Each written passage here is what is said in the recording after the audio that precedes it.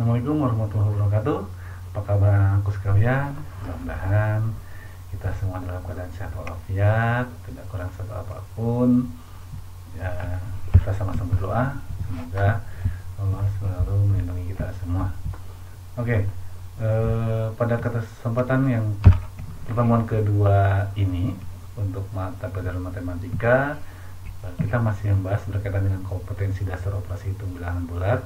Namun kali ini berkaitan dengan soal cerita atau permasalahan dalam kehidupan sehari-hari. Baiklah, tidak berpanjang lebar, untuk memulai kegiatan kita pada kesempatan ini, mari sama-sama kita ucapkan basmalah bersama-sama. Bismillahirrahmanirrahim. Baiklah anak-anakku, kita langsung saja ke contoh soalnya. Menyelesaikan permasalahan yang berkaitan dengan bilangan bulat. Oke, langsung saja Papi kasih contoh soal. Di contoh soal ini Papi ambil dari buku paket kalian di halaman 14, operasi hitung penjumlahan bilangan bulat berkaitan dengan permasalahan sehari-hari. Oke, Papi bacakan. Dari suatu tempat, sebuah kapal berlayar ke utara sejauh 65 km, kemudian berbalik ke arah selatan sejauh 35 km. Pertanyaannya, di manakah posisi kapal tersebut dari tempat semula? Kita jawab. Nah, kita perhatikan atau kita telah dulu apa yang diketahui dari soal cerita tersebut. Pertama adalah kapal berlayar ke utara sejauh 65 km, kemudian berbalik arah ke selatan sejauh 35 km. Nah, bila mana sudah ditemui berkaitan apa yang diketahui dari soal tersebut, kemudian kita rubah ke dalam kalimat matematikanya atau ke dalam bilangan bulatnya. Nah, 65 ditambah minus 35, hasilnya sama dengan 30. Nah, karena ini di buku kalian berkaitan dengan operasi hitung penjumlahan permasalahan sehari-hari, jadi 65 ditambah negatif 35. Kenapa ada negatif 35-nya? Ada negatifnya maksudnya karena di soal tersebut diketahui berbalik arah. Nah, kemarin di pertemuan yang pertama sudah Papi jelaskan, bilangan bulat bila mana berada di sebelah kanan 0 adalah bilangan bulat positif, bila mana berada di sebelah kiri 0 adalah bilangan bulat negatif. Jadi kemudian kita kembalikan ke rumusnya, plus ketemu min, hasilnya min. Jadi 65 min 35 hasilnya 30. Atau kalian boleh langsung dituliskan seperti ini, 65 berbalik arah minus atau dikurang 35 sama dengan 30, bila mana tidak berbicara konsep penjumlahan ya. Jadi langsung saja seperti ini boleh.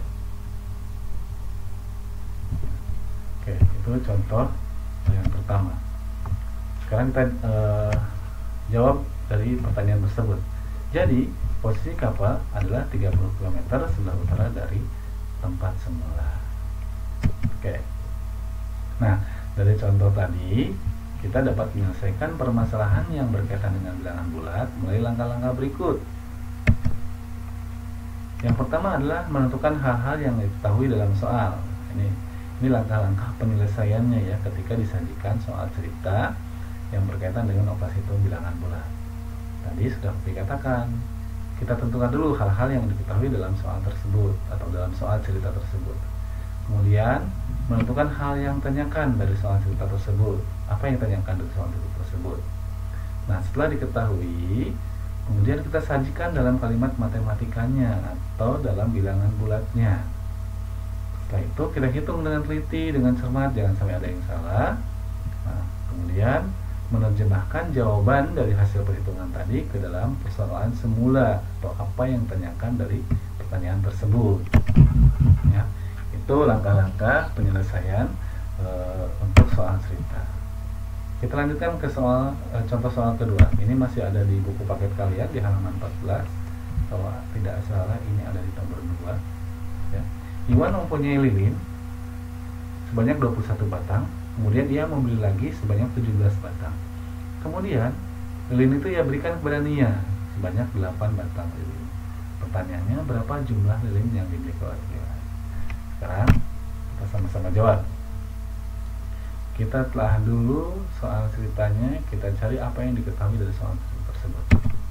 Mula-mula Iwan memiliki 21 lilin, kemudian membeli lagi 17 lilin. Lalu diberikan kepada Nia 8 batang lilin.